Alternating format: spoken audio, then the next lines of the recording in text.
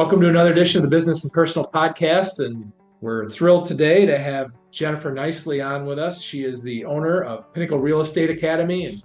And really, I think the real estate industry is going through a lot of change, but it's always interesting to people. So I thought it'd be a great time to bring her on to get people up to speed and get people excited about real estate as a profession, because there's so many great opportunities out there with it. But first of all, Jennifer, thanks for joining us here today.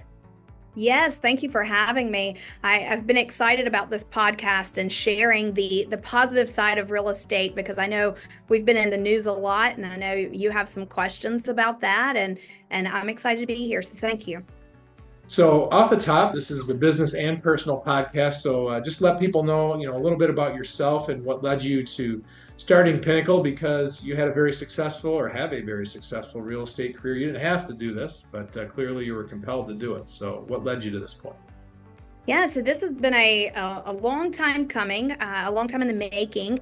I started my career out in 2004 in Charlotte, North Carolina, and I was 19 at the time. I'm 40 now, and it's been 20 years I've been in the business. And I didn't know what I wanted to do. Real estate was not something that I said that I had any idea. Kind of just fell in my lap, and I started out as an assistant and joined a team, and we produced over 100 transactions a year, and I really got thrown into the wolves early on and became a buyer's agent, and it grew and grew and grew. And so the housing recession hit in 2007 and 8, and I was still with it. We were still producing. We did a lot of short sales and specialized in that, so we pivoted with everything. And then I had my son after 2.5 years of fertility treatments, and decided I wanted to stay home with him. And so everything has just kind of transitioned, not because I wanted it to, but because that's the way life took me. And because of the housing recession, we ended up losing everything that we had. I went from making 6 figures a year to making hardly anything, with no food in the fridge, no gas in the car. And I was struggling pretty hard. We filed bankruptcy. We lost our Land Rovers, our Mercedes, all of that. My dad at the time ended up buying me a Town and Country red minivan for $5,000. Had no air condition. It smelled like cat urine. It was terrible. I was humbled very quickly. And so my dad came to me one day and he said, "Jennifer, what do you want to do? This is not you.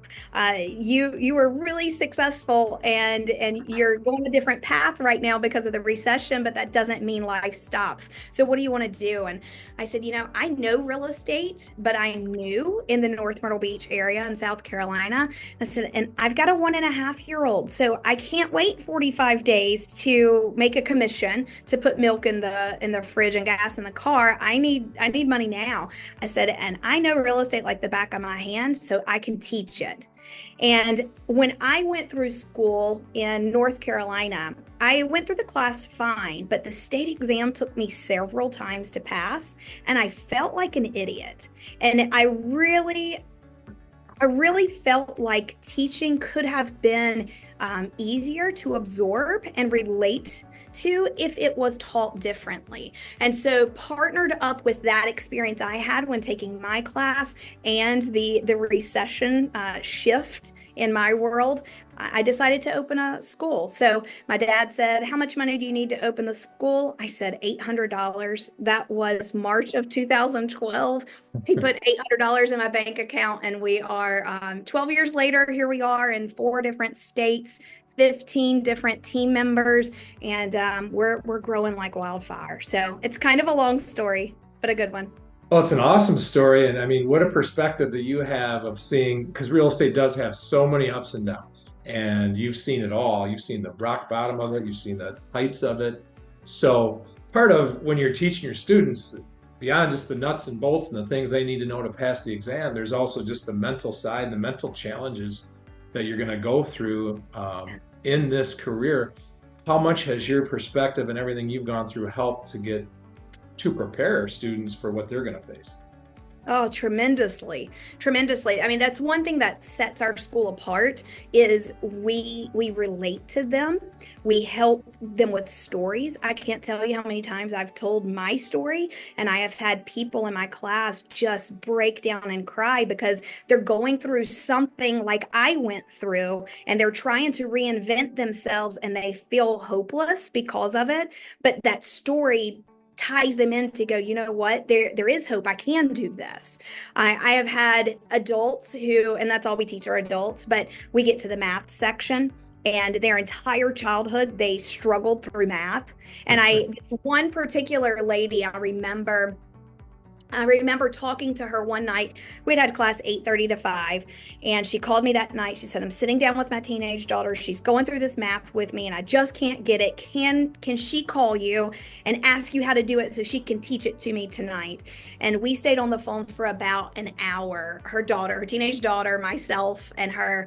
And the next day, she came in and she just cried and cried. And she said, "For the first time in my life, at 57 years old, I understand math.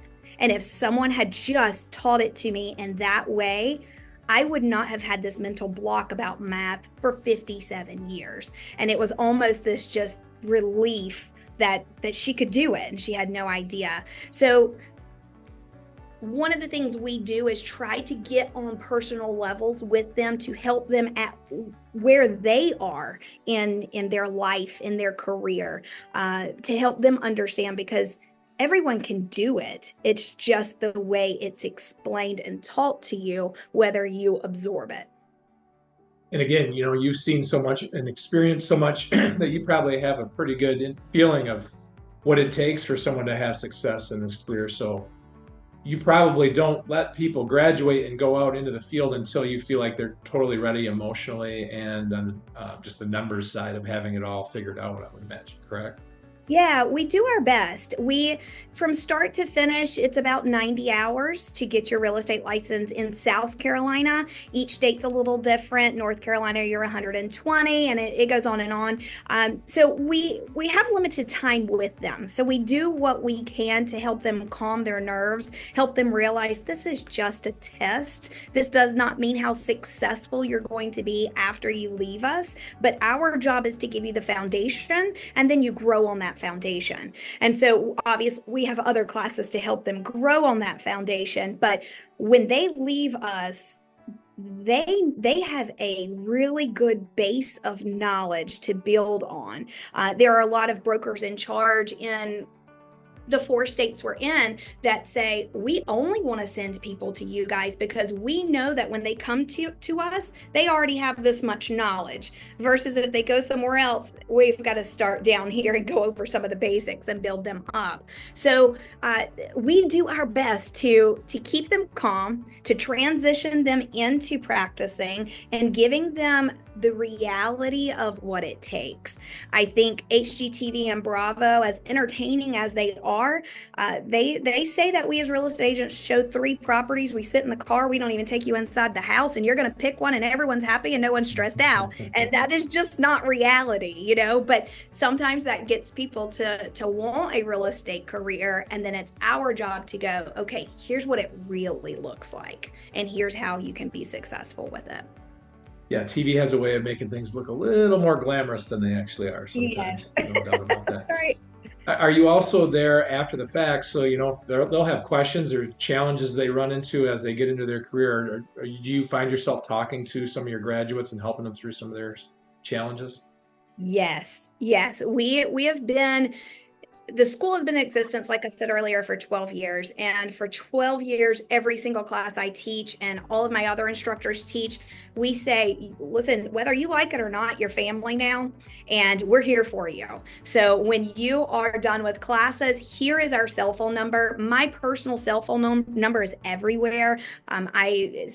friends people or they friends me on social media, and I am constantly filtering messages and answering them myself. And so our instructors, we obviously say to them, we're not attorneys, so we can't give you legal advice. And you also need to talk to your broker in charge to make sure their office policy aligns with this. But as far as real estate law is concerned, here's what you can do. I just had a phone call today of an agent, and he said, I have a marketing question for you. He left a message with my office.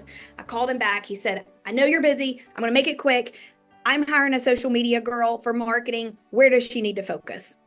And I had a 10-minute conversation of going, all right, hit these highlights, start there, and then you can grow from there. So we answer questions all the time. We're always available. So there's a lot of change in real estate right now. A lot of people have seen different things in the news. So we're going to look at a couple different aspects of it. But first of all, just from your sense of this is what's really going on. Let people what really is going on with this NAR settlement and how it affects people getting into the profession. Yeah.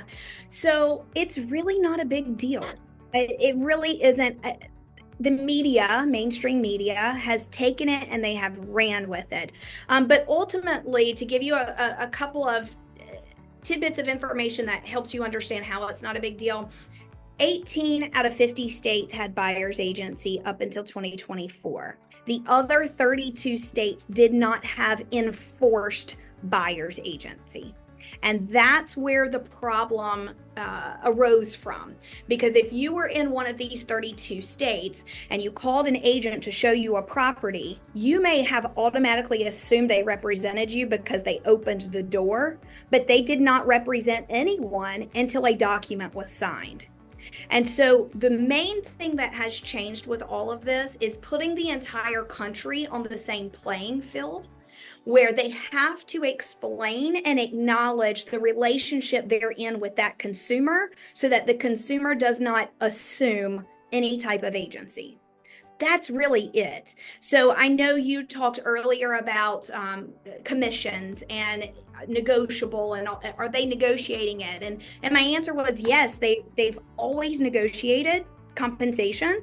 There's always been different rates.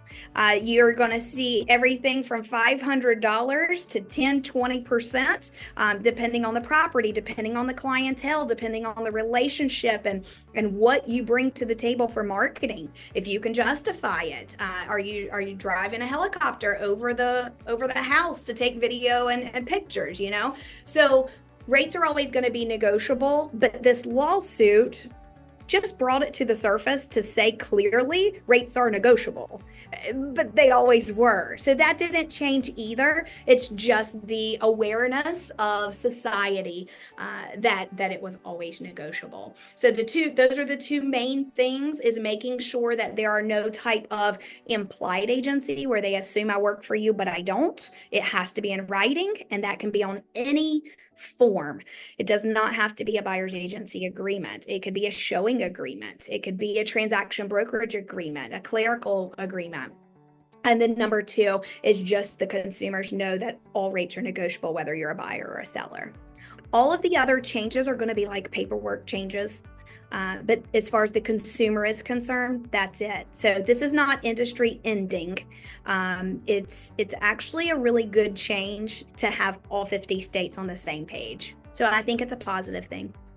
And also, I think it'll maybe help some realtors sharpen their game a little bit too. So maybe they didn't show all those value propositions that you were talking about before. List out all these different things that you're bringing to the table, and you probably won't even have to do any negotiating. People won't second guess what your value is, right? Awesome. Yes. Yeah. And I can tell you, I lived through it. I tried doing it for sale by owner, and it lasted about 3 days before I hired a realtor, because I won't go into all the details, but it was an absolute nightmare. So realtors is. yes, Yeah. So realtors bring plenty of value to the table. I can attest to that. And other things that people don't think about, if you're going to try to do for sale by owner, is how are you going to handle showings and just letting any random people into your house? And you were telling me about some new protections that realtors have in place that can help to kind of scan out people that are going to be entering your house before they come, so you have that information, right? Yeah, absolutely. So several years ago, the Realtors Association, and just so you know, the Realtors Association is a private third-party membership organization. So there are real estate agents and there are realtors. So there is a difference between the two, but the Realtor organization created this app that we all have on our phones. And basically, it's a quick 30-second background check on whatever consumer we are starting to work with. So if I get a random call or a random lead of someone who wants to go see a property, I'm going to pull up their name and phone number on this app and make sure they're not a murderer that just got released from prison.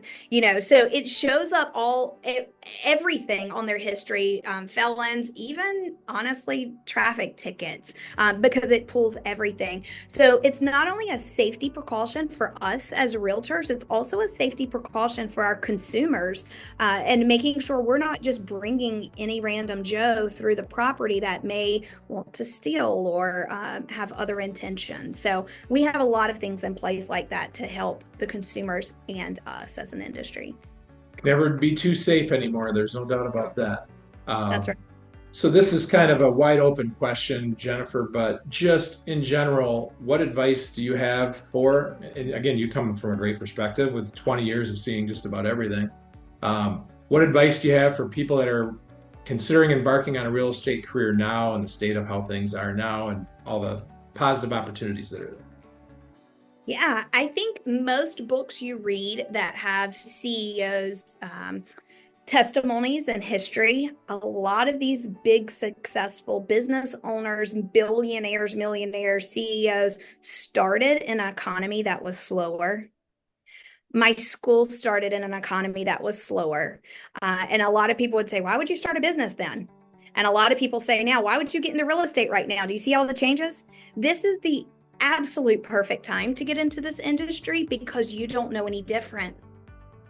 And if you can learn while you're in this type of economy or this situation we're in with this lawsuit, which it's over now, but if you learn that way, then you can only grow from there. You can't go backwards. There were a lot of people that got into the real estate industry during the COVID days, and honestly, you had to fog a mirror in order to sell homes during Right. those years. I mean, they were making a killing, they were doing so good, but the problem was they didn't have to have a lot of skill in order to be successful. And now a lot of those agents are losing their minds because they're having to get back to the old school way of working the systems like they were intended to. So if you're getting into this business, you're going to learn it the right way.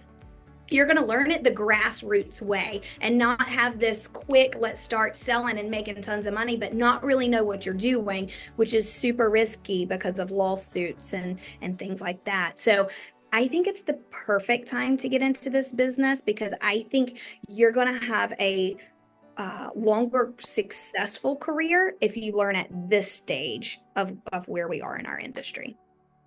What an awesome perspective that is. And that's exactly why I invited you on here because I knew that all we've seen is negative about the real estate career, it seems like over the last year or so. So I knew that, hey, there's always positive to the negative side of things. So Yeah. I knew you could bring that out. So also on that note, I always like to kind of share a positive success story towards the end of the podcast. So is anything that kind of warms your heart, maybe a student that has gone through the school to be hugely successful that you always look back and smile on? There are so many. I don't know that I can pinpoint one, but there really are so many. I've taught realtors for 12 years now, and I've seen a lot of them grow and develop. But one in particular who is close to my heart, I taught him literally 12 years ago. It was the first year I started my school, and it's funny because I opened the school and all I did was run Craigslist ads and sell classes for $99 because I needed $99 that bad. And John was one of those people, and he came in. Actually, him and his wife came in, and he was a retired police officer. And him and I just hit it off very, very well. And we instantly became friends. Well, him and his wife got into the business, and they really got successful and sold a lot of transactions. And they would call me often, and I would say, okay, here's your next step. Here's what you need to do next. Well, eventually, John came to me, and we had become so close over these years. Now, John was 60, I was maybe 30 at the time. And he came to me and he goes, you know what? Whatever you need, I will be there for you. And about 3 years later, he started working for me here at the school, and he became my chief operating officer. And that man became like my second dad. And the nurturing he did to our students, the time he would spend with our students, the time he would spend with me, he knew his stuff. He knew his real estate stuff, and he definitely wanted to pass that on, excuse me, pass that on to other people. And it was just a year and a half ago, he was working for us still, and he left here about 6 p.m. one night and texted me at 4:19 a.m. that he was on the way to the hospital with some chest pains, and he didn't make it inside the hospital. And it's been a big, it's taken a big effect on our local industry just because John was such a good soul and a good representative of our industry and how realtors care about other people. And so that would be one of my biggest success stories, because I saw him grow from not knowing a thing in real estate to being one of the head mentors in real estate, and the impact he made. So and this school was his baby. It turned into his baby. So that would probably be my favorite, but I have tons of success stories. Yeah, we could probably do a 3-hour podcast to cover them all, I'm sure.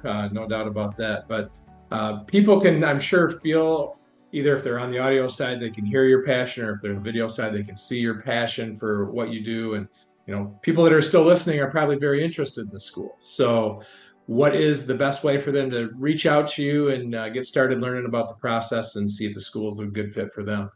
Yeah, thank you for that. Our website's pinnaclerealestateacademy.com, all spelled out. My name on social media is Jennifer Nicely. Go friend me, go follow us.